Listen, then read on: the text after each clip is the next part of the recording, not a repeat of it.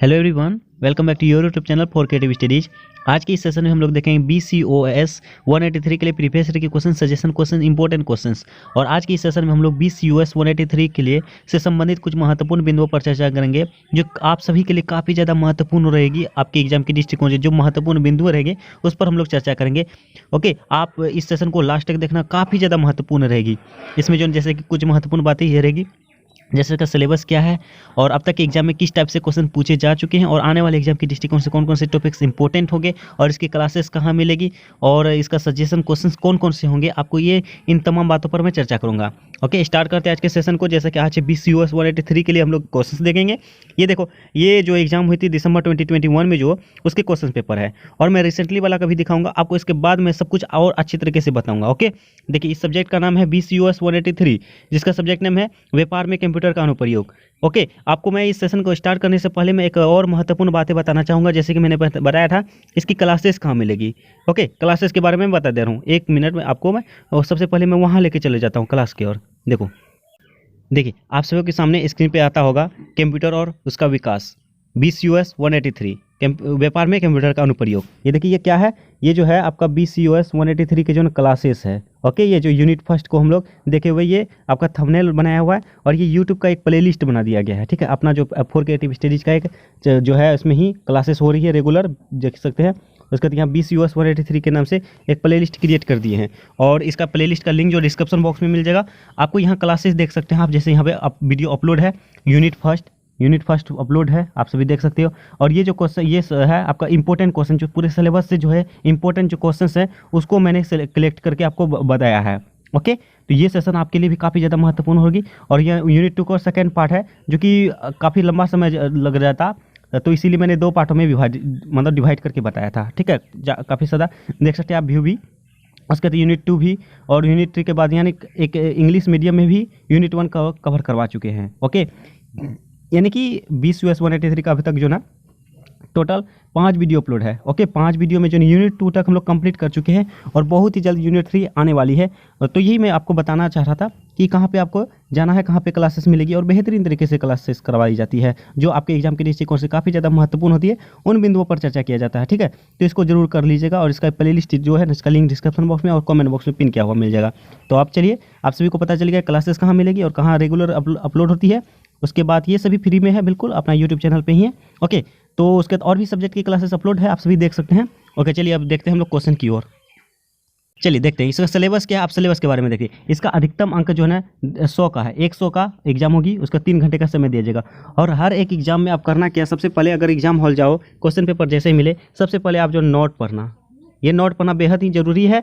जैसे इसमें कहा जाता है 5 प्रश्नों के उत्तर दीजिए, सभी प्रश्नों के अंक समान हैं। ओके, इसमें टोटल जो है जितने सवाल हैं उसमें से 5 प्रश्नों के उत्तर देने होंगे। देखिए, जैसे पहला सवाल है, स्मार्टफोन के साथ कंप्यूटर की तुलना कीजिए, निम्नलिखित आधार पर कंप्यूटर की वर्गीकरण की संक्षेप में चर्चा कीजिए। ये जो स्मार्टफोन के साथ जो कंप्यूटर की तुलना करना है, कंपेयर करना है, इसमें जैसे क्या उद्देश्य है, आकार और क्षमता क्या है और डेटा संधारण क्या है, इसके बारे में आपको टिप्पणी के लिए कहा जाएगा। उसके बाद उदाहरणों की सहायता से समझाइए, जैसे गूगल ड्राइव क्या होता है, इसके बाद एग्जाम्पल भी दीजिए। आपको देना होगा गूगल सूट क्या है, इसके बारे में एग्जाम्पल देना होगा। ये सभी जो कंप्यूटर से संबंधित है, कंप्यूटर और मोबाइल से संबंधित एप्लीकेशन से आपको ये सभी चीज़ें मिलेगा। जैसे कि वेब ब्राउजर से आप क्या समझते हैं, आखिर क्या होता है वेब ब्राउजर, किन्हीं 5 लोकप्रिय वेब ब्राउजरों के नाम लिखिए और उनकी मुख्य विशेषताओं की चर्चा कीजिए। तो इस सब के बारे में मैंने क्लासेस करवा दूंगा, बहुत ही जल्द आने वाली है। ओके, वेब ब्राउजर के बारे में। उसके बाद आगे है माइक्रोसॉफ्ट वर्ड में फाइल के प्रबंधन का निष्पादन कैसे होता है, निम्नलिखित प्रत्येक प्रक्रिया संक्रिया को एक एक उदाहरण दीजिए। जैसे एक दस्तावेज बनाना, उसके बाद एक मौजूदा फाइल खोलना, सहेजना फाइल विकल्प, ये सभी आपको टिप्पणी करना है। ठीक है, उसके बाद कहता है संक्षेप में चर्चा कीजिए कि मल्टीमीडिया का अर्थ क्या है, मल्टीमीडिया आखिर होता क्या है। उसके बाद देखिए मल्टीमीडिया के विभिन्न लाभों और उसके उपयोगों का प्रकाश डालिए। देखिए ये क्वेश्चन आपको और एक बार महत्वपूर्ण बातें मैं बता दे रहा हूँ। इसमें जैसे देखो यहाँ 4 + 8 + 8, इसमें किस तरह से आपको करना है। जैसे यहाँ देखो, यहाँ से करना, यहाँ तक के जो आपको 4 अंकों के में आंसर देने हैं। उसके बाद ये लाभ जो है 8 अंकों के देने हैं। उसके बाद उपयोग जो है 8 अंकों के देने हैं। इस तरह से आपका यहाँ मेंशन किया गया है। ठीक है, तो आप अपने अनुसार इसका आंसर देना है। उसके बाद कहता है निम्नलिखित कथनों पर टिप्पणी कीजिए। जैसे इसमें कहा जाता है 10-10 अंक है।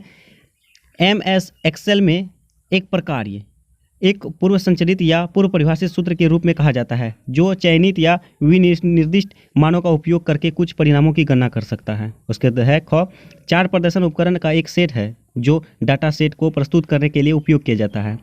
उसके बाद फिर संक्षिप्त टिप्पणी का जैसे कि डिसीजन सपोर्ट सिस्टम DSS और डिजिटाइजेशन, उसके बाद कैप्चा कोड, उसके बाद UPI, उसके बाद QR कोड, ये सब भी आपको टिप्पणी के लिए कहा जा रहा है। किसी चार को करना है। जैसे आप सभी कैप्चा कोड है, UPI है, उसके बाद QR कोड है, ये सभी तो आप सभी रेगुलर जानते हो, सुनते ही हो। ओके, तो इसके बारे में संक्षिप्त टिप्पणी के लिए जैसे कहा जा सकता है। उसके बाद है डिसीजन सपोर्ट सिस्टम है, उसके डिजिटाइजेशन है। ओके, उसके बाद अगला का है निम्नलिखित में अंतर स्पष्ट करिए। प्लास्टिक मुद्रा और ई-वॉलेट, ये काफ़ी ज़्यादा महत्वपूर्ण होती है। प्लास्टिक मुद्रा और वॉलेट जो है ना, इसमें रेगुलर आपको पूछा जाता है।